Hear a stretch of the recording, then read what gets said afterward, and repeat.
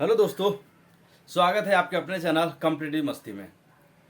आइए आज हम लोग चर्चा करने वाले हैं वर्ब के बारे में और समझते हैं कि वर्ब यानी कि क्रिया क्या है।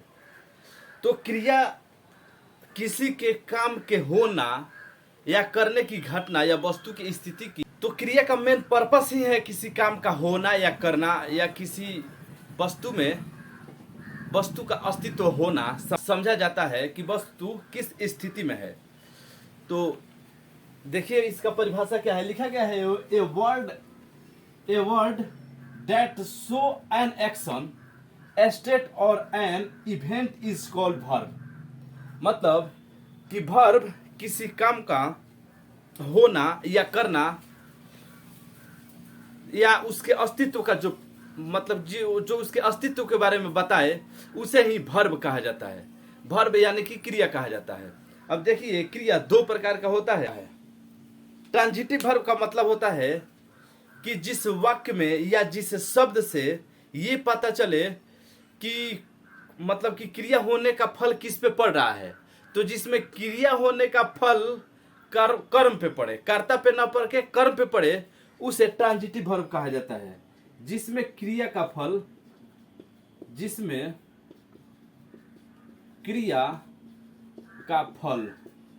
कर्म पे पड़े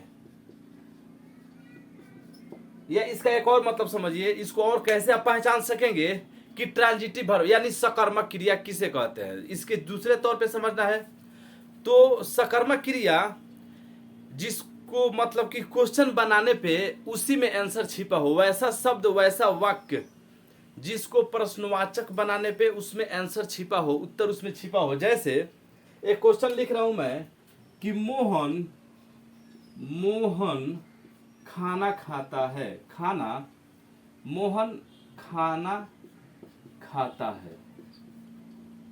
तो इसको मैं प्रश्न के तौर पे अगर बोलूं तो इसको कहा जाएगा कि मोहन क्या खाता है। तो इसी से उत्तर मिल जाता है कि मोहन खाना खाता है। तो जिस वाक्य से आप अपने से प्रश्न बनाइए और उसमें आंसर आपको दिखाई दे तो समझिए वो सकर्मक क्रिया है। ठीक। और एक बार और बता दूं कि वर्ब के बिना वाक्य नहीं रहता है मेरे भाई। अच्छा देखिए ट्रांजिटिव वर्ब, अब आपको समझना है इनट्रांजिटिव वर्ब कि इनट्रांजिटिव वर्ब क्या हुआ। तो इनट्रांजिटिव वर्ब का मतलब होता है अकर्मक क्रिया, अकर्मक। और ट्रांजिटिव वर्ब का मतलब बताया इसका होता है सकर्मक क्रिया। तो अकर्मक का मतलब होता है जिस वाक्य में किसी वर्ब से उसका मतलब कि क्रिया का फल किसी कर्ता पर पड़े। जैसे राम दौड़ता है तो दौड़ने का काम डायरेक्ट राम पे पड़ रहा है, राम दौड़ता है। और मैं बोलूं कि राम आम खाता है तो इसका मतलब कि जो क्रिया का फल है वो पूरा आम पे पड़ रहा है, इसीलिए उसमें कर्म हुआ आम और यहाँ पे दौड़ने वाला है राम। इसलिए यहाँ पे इसमें अच्छा इसका मतलब समझिए कि इंट्रांजिटिव वर्ब कि जिसमें कर्ता का फल जिसमें क्रिया का फल कर्ता पर पड़े,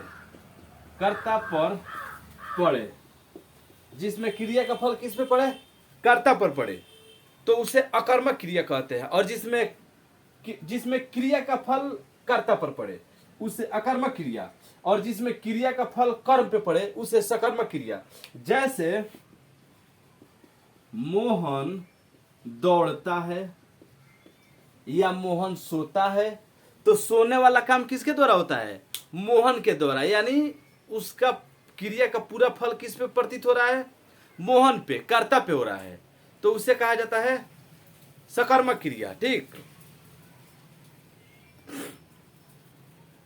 आया समझ में सकर्मक और अकर्मक क्रिया क्या है।